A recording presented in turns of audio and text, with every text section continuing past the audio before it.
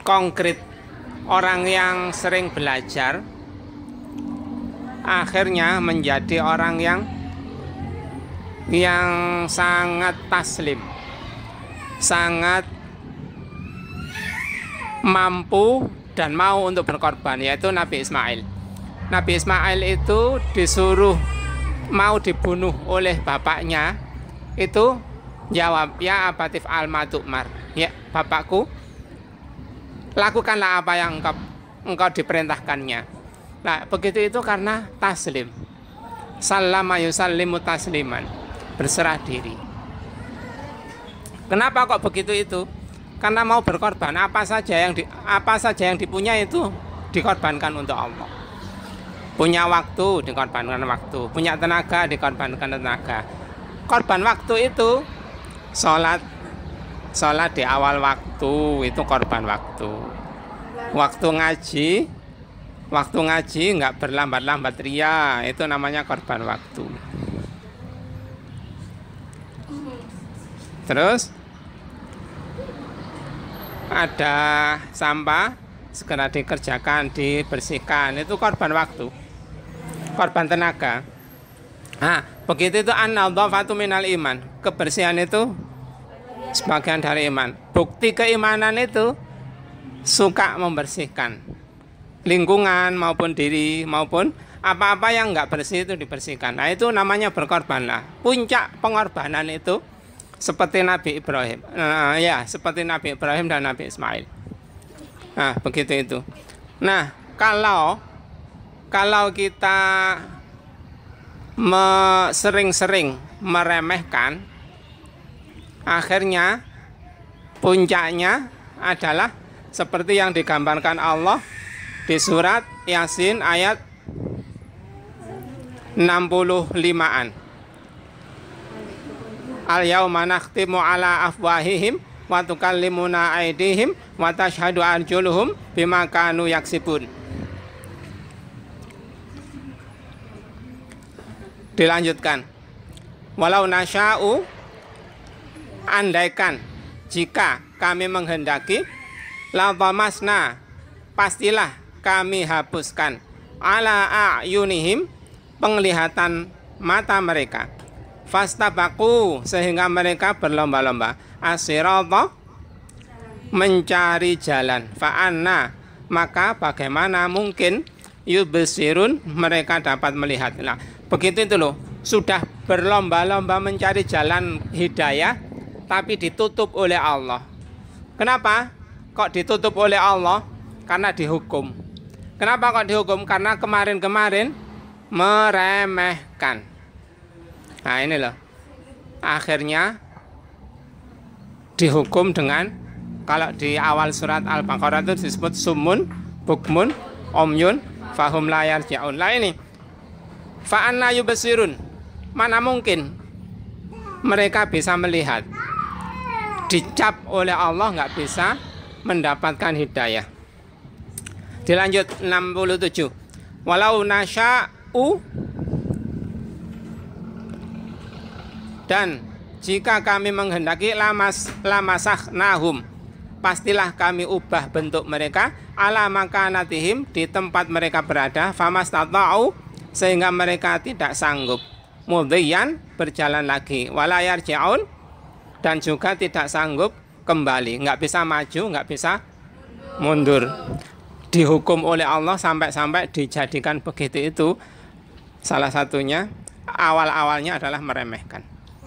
Wayai ngaji, nggak ada ngaji, sibuk yang lain-lain. Wayai sholat, nggak ada sholat. Wayai bangun qiyamul lail, nggak bangun-bangun. Siapa yang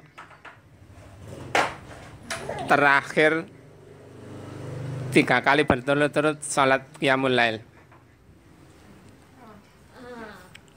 Gampang loh sholat qiyamul lail itu. Setelah isya, ba'diyah, terus witir sekali. Sakjane gampang, tapi enggak diprioritaskan. Kalau kita prioritaskan, insya Allah mudah. berdoa kepada Allah agar dibangunkan di akhir malam. Kalau itu tadi kan di awal malam. Dibangunkan di akhir malam agar bisa mendekatkan diri kepada Allah. Untuk apa? Sing mau lulus ini. Untuk apa mendekatkan diri kepada Allah? Ya, mendekatkan diri kepada Allah masuk surga. Terus di dunia ada dampaknya. Seperti yang kemarin disampaikan profesor itu kemarin. Apa dampaknya di dunia?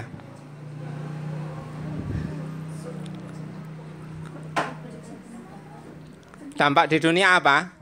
Kesimpulan dari yang disampaikan profesor kemarin. Sukses.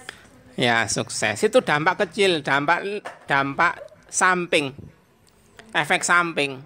Tapi yang paling kita dambakan adalah ridha Allah. Wa ridwanum minallahi akbar di surat At-Taubah ayat 72 itu. Ridha Allah itu sangat besar. Paling besar. Nah, itu ya. Apa kemarin? Tips dari profesor kemarin itu apa? Agar sukses di seusia kalian ini, agar sukses apa? Apa?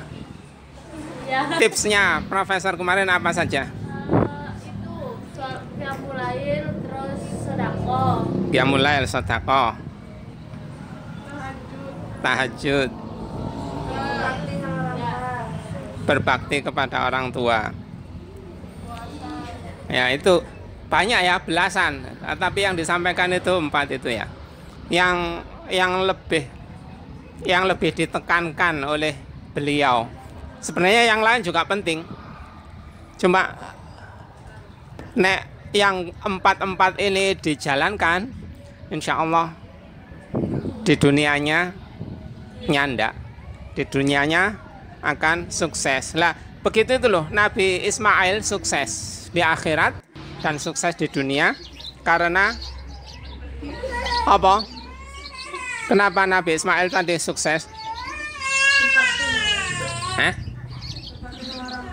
Ya, berbakti, manut, mengutamakan, memuliakan, nggak ngeremehno. Nah, ini diingat-ingat, nggak ngeremehno.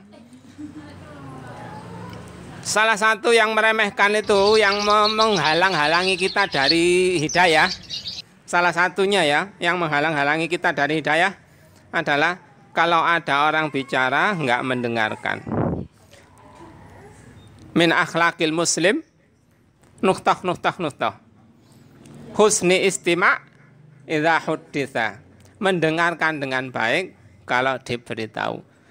Kalau nggak mendengarkan itu namanya meremehkan. Kalau meremehkan akhirnya ya puncak-puncaknya seperti yang digambarkan di surat Yasin ayat 60-an tadi. Berapa tadi? 667 ya.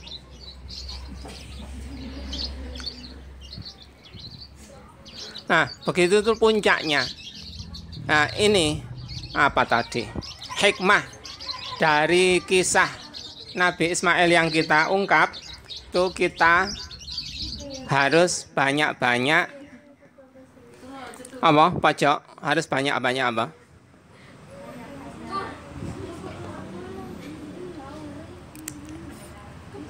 Ya, banyak-banyak mendengar. Dengan banyak-banyak mendengar itu, ya seperti Nabi Ismail itu loh. Nggak pernah ketemu bapaknya, sangat jarang ketemu bapaknya. Tetapi kok memuliakan bapaknya karena sering dibisiki oleh ibunya bahwa harus bertauhid. Pertama bertauhid, menjauhi syirik. Yang kedua harus berbakti. Berbakti kepada siapa? Bapak dan ibu, ibu dan bapak. Loh, mana bapakku? Ya si pergi. Diutamakan, dimuliakan oleh ibunya. Sang suaminya ini nggak dijelek-jelekan meskipun nggak melanjani, meskipun lo Nabi Ibrahim ganteng. Nah, begitu tuh nggak dijelek-jelekan oleh istrinya di hadapan anaknya. Nah, begitu tuh akhirnya Nabi Ismail menjadi orang yang berbakti, bertakwa, bertauhid karena banyak-banyak mendengar. Kalau ternyata nggak ada wasilah atau sarana untuk mendengar, ya membaca. Karena perintah pertama adalah untuk Rasulullah pertama diutus itu perintahnya adalah kita Rasulullah disuruh membaca. Banyak-banyak mendengar dan membaca.